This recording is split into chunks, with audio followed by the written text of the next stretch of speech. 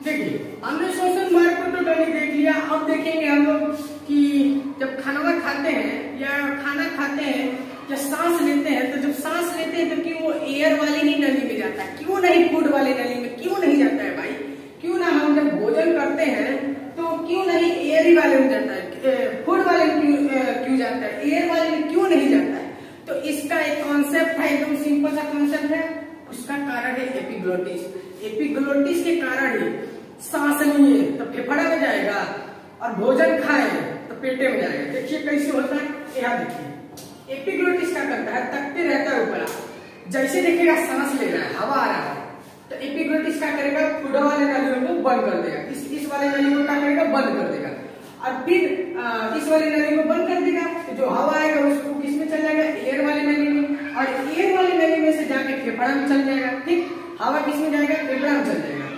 और फिर जब देखेगा, जब हम लोग भोजन करेंगे तो देखेगा खाना आ रहा है, तो क्या करेगा ये एपिग्लोटिस हाई एयर वाली नली को बंद कर देगा। अब जो खाना रहेगा वो कहाँ जाएगा, फूड वाले नली में, फूड वाली नली में जाकर कहाँ जाएगा, पेटे में जाएगा। ठीक, एकदम सिंपल सा है। एपिग्लोटिस क्या करता है, जैसे सांस ली फूड वाला नली अर्थात भोजन वाला नली बंद करेगा, एयर वाले में जाएगा। सांस लिए तो हवा कहाँ जाएगा, एयर वाली नली में। और जब खाना खाए तो हवा वाले नली को बंद कर देगा, हम लोग भोजन कहाँ जाएगा, फूड वाले नली में। अब एपिग्लोटिस को भाई हम लोग कंट्रोल कर देगा। जब खाते तो कहते हैं एपिग्लोटिस इधर जाओ, भोजन को फूड वाले नली में जाना, ऐसा नहीं कहते हैं।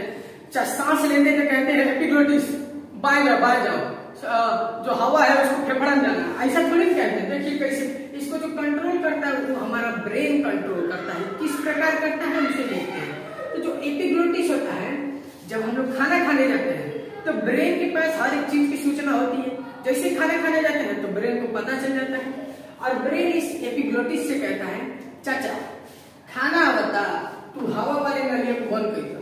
तो ये क्या करता है, हवा वाली नली को बंद कर देता है। और जब सांस लिए तो क्या होगा, फिर ब्रेन का कहेगा एपिग्लोटिस से कि फूड वाली नली को बंद कर दो, सांस है, हवा है, तो फेफड़ा में जाने दो। तो ये क्या हो जाता है, एपिग्लोटिस फूड वाली नली को बंद कर देता है, फिर हवा किस में जाता है, फेफड़ा में चल जाता है। देखिएगा जब खाना खाएंगे तो एपिग्लोटिस दाएं मुड़ जाएगा और भोजन कहाँ चल जाएगा, पेटे में चल जाएगा, फूड के नली के रास्ते। और जब सांस लेंगे तो एपिग्लोटिस बाएं चल जाएगा और एयर वाले नली में वायु हवा चल जाएगा। बहुत सिंपल है। अब देखिए एपिग्लोटिस क्या कर रहा है, जब भोजन आ रहा है तो एयर वाली नली को बंद कर रहा है, और जब हवा आ रहा है तो फूड वाली नली को बंद कर रहा है। ठीक, अब देखिए इसका तो काम हो गया क्या, फूड और एयर को बांट रहा है। ठीक, कब बांट रहा है, अब देखिएगा जब हम लोग खाना खाते समय बात करने लगते हैं, चाहे किसी और के बारे में सोचने लगते हैं, तो एपिग्लोटिस ब्रेन तो कहीं और ही बिजी है और एपिग्लोटिस को कंट्रोल कर रहा है ब्रेन। ठीक, ब्रेन बिजी कहीं और, एपिग्लोटिस देखिए एपिग्लोटिस को पता नहीं है कहाँ आ रहा है, हवा आ रहा है कि भोजन आ रहा है। एपिग्लोटिस का जो हाथ चुट्टा इधर ही मुड़ जा रहा है, तो ये क्या करेगा, फूडे वाले नली को बंद कर देगा। जो भोजन वाला नली है, अब ब्रेन तो खोया है कहीं और, ब्रेन बता भी नहीं कर रहा है इसको कि भोजन आ रहा है कि हवा। तो एपिग्लोटिस का अपन मन में मुड़ेगा, कहेगा हाथ चुट्टा ये वाला नली बंद कर देगा। मान लो ये नली बंद कर दिया फूड वाला, अब भोजन कहाँ जाएगा, फेफड़ा में चल जाएगा, और फेफड़ा तो बैठा है, वो कहता है ये हवा वाला जब है भोजन का आना अलाउ नहीं है। तो अब फेफड़ा क्या मारेगा, धक्का मारेगा, डायफ्राम में धक्का मारेगा, तो भोजन का धीरे धीरे ऊपर आते जाएगा। तब हमको जैसे धक्का मारता है ऐसे उचकी आता है। ठीक, जैसे धक्का मारेगा तैसे उचकी आएगा। तो अब एयर वाले नली में भोजन तो घुस गया है, तो फेफड़ा क्या मार रहा है, धक्का मार रहा है। अब धक्का मारेगा धीरे धीरे, और जैसे यहाँ आएगा भोजन, तो इसे हम लोग पानी पी लेंगे, और फिर भोजन एपिग्लोटिस क्या करेगा, एयर वाले को बंद कर देगा, और जैसे पानी पिएंगे फूड वाले नली में जाएगा और केवल चल जाएगा, पेटे में चला जाएगा।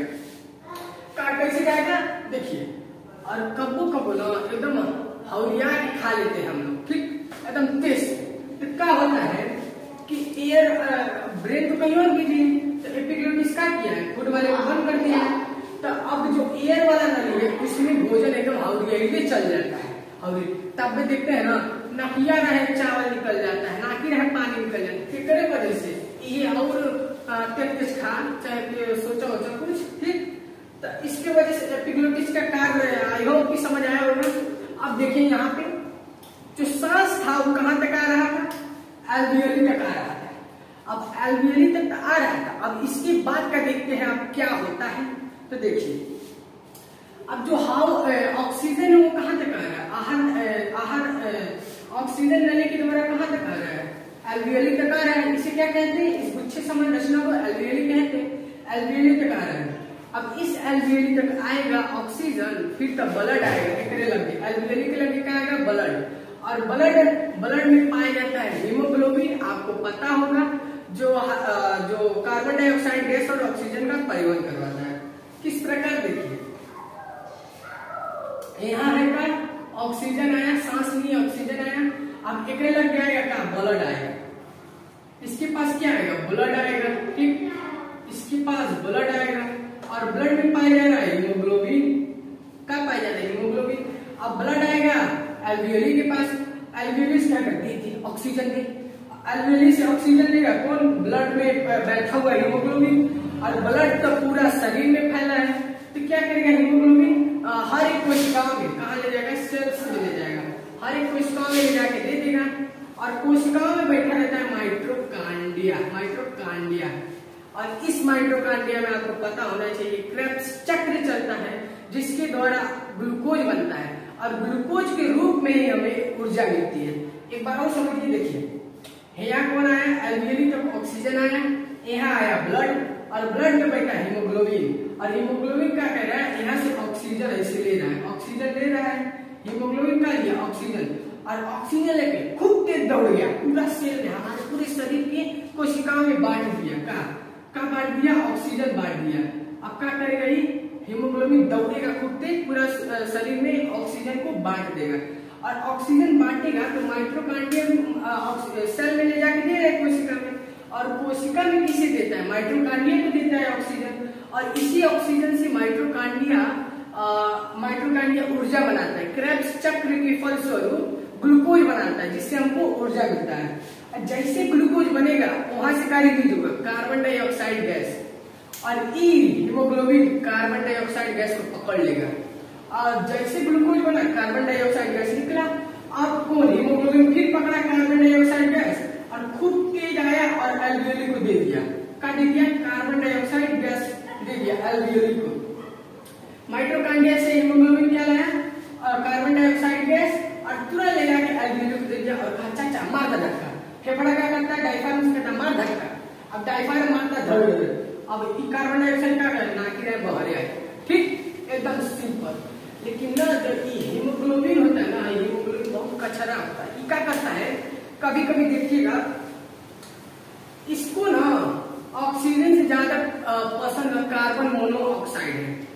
जैसे है देखिएगा कार्बन मोनोऑक्साइड, क्या कार्बन मोनोऑक्साइड।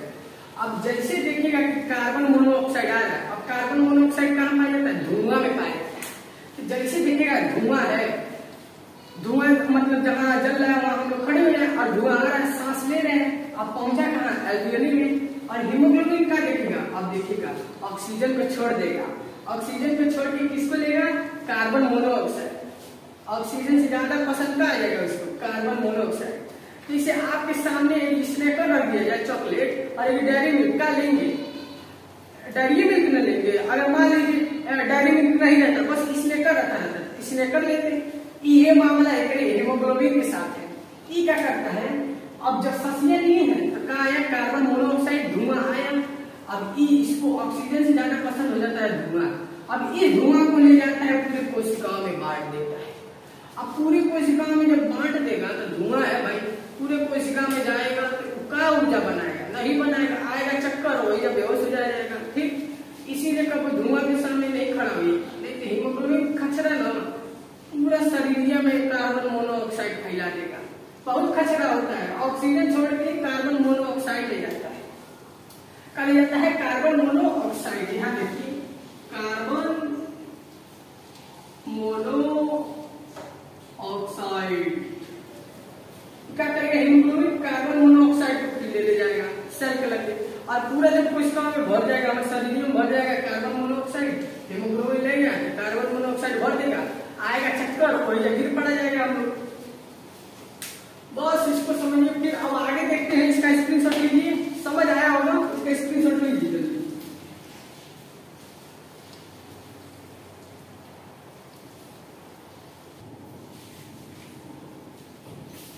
देखिए जो श्वसन होता है ना वो दो तरह का होता है। पहला जैसे सांस लिए आया फेफड़ा में, फेफड़ा में अब जो होना था यहाँ तक वो हो गया क्या, बाह्य श्वसन, उसे क्या कहते हैं, बाह्य श्वसन। और फिर यहाँ से क्या ले जाना है, हीमोग्लोबिन कहाँ ले जाना है, ऑक्सीजन को ले जाना है सेल के माइटोकांड्रिया अर्थात कोशिका में माइटोकांड्रिया में ले जाना है, और माइटोकांड्रिया में क्रेब्स चक्र चलता है जिससे ग्लूकोज बनता है। तो वो जो श्वसन हो गया उसे अंतः श्वसन कहते हैं। देखिए हेमन जो होगा उसे अंतः श्वसन, अंतः श्वसन, और जो एक फेफड़ा होगा उसे कहा जाता है बाह्य श्वसन, बाह्य, ठीक, बाह्य श्वसन। जो फेफड़ा में होगा श्वसन उसे बाह्य श्वसन, सांस लिए फेफड़ा में है वो हो गया बाह्य श्वसन। अब फेफड़ा से हीमोग्लोबिन कहाँ ले जाएगा, अब माइटोकांड्रिया में ले जाएगा, और माइटोकांड्रिया में जो क्रेब्स चक्र चलेगा वो कहा जाएगा अंतः श्वसन। तो श्वसन कितने प्रकार के, दो प्रकार, पहला बाह्य श्वसन, दूसरा अंतः श्वसन।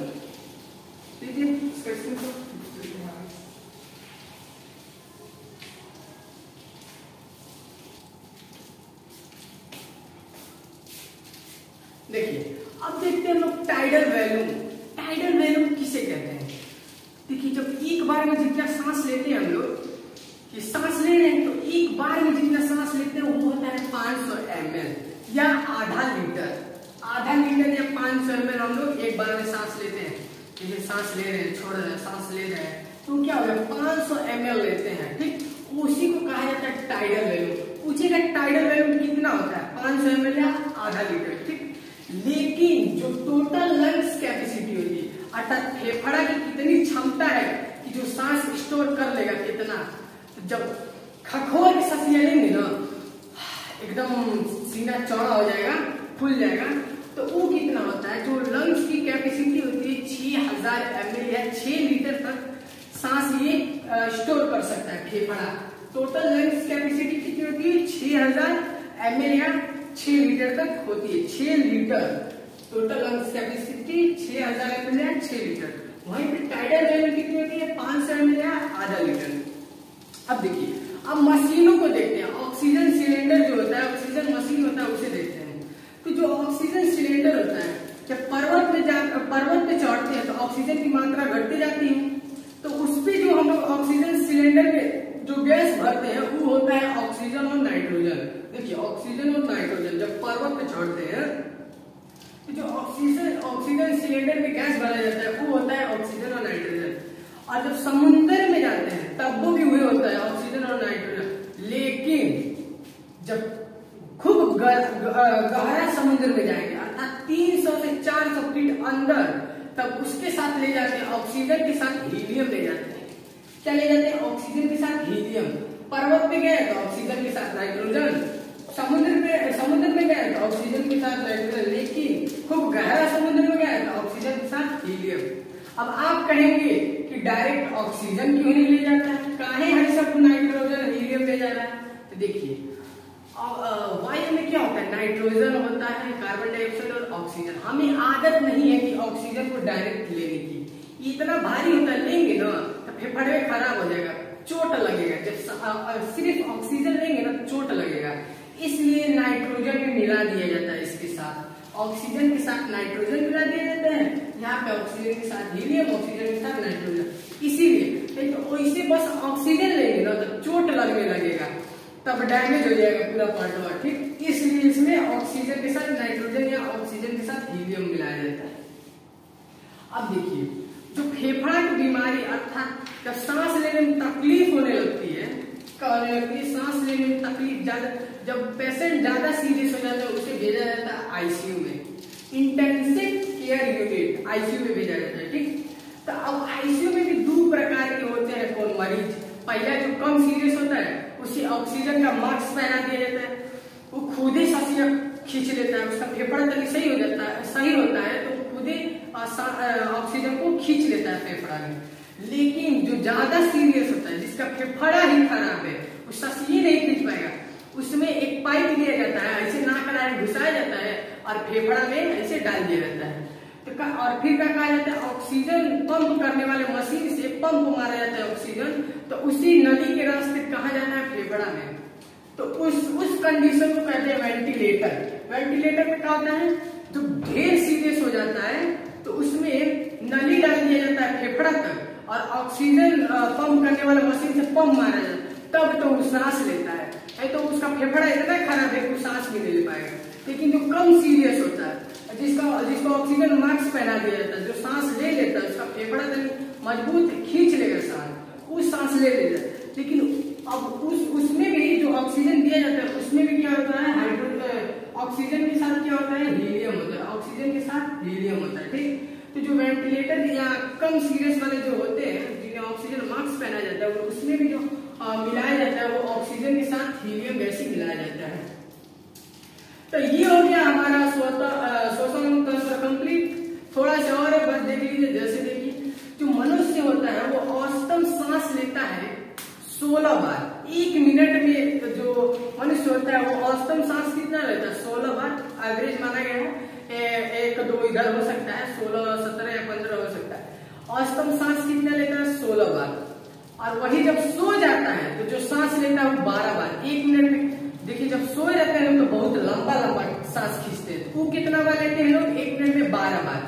वहीं पे जब छोटे बच्चे जो होते हैं वो 1 मिनट में 25 बार 26 बार सांस लेते हैं। फेफड़ा में कितना बड़ा होता है, इतना दहदाती होता है बेचारा सबका फेफड़ा। तो क्या जल्दी जल्दी लेंगे सब, छोड़ेंगे सब, लेंगे सब, छोड़ेंगे सब, कितना बार 1 मिनट में सब 25 बार सांस लेता है। वही हम लोग 1 मिनट में 16 बार सांस लेते हैं और जब सोए रहेंगे तो 1 मिनट में 12 बार सांस। बस इसका स्क्रीनशॉट लीजिए। श्वसन तंत्र कंप्लीट। अब आगे के लेक्चर में दूसरा चैप्टर देखेंगे। धन्यवाद।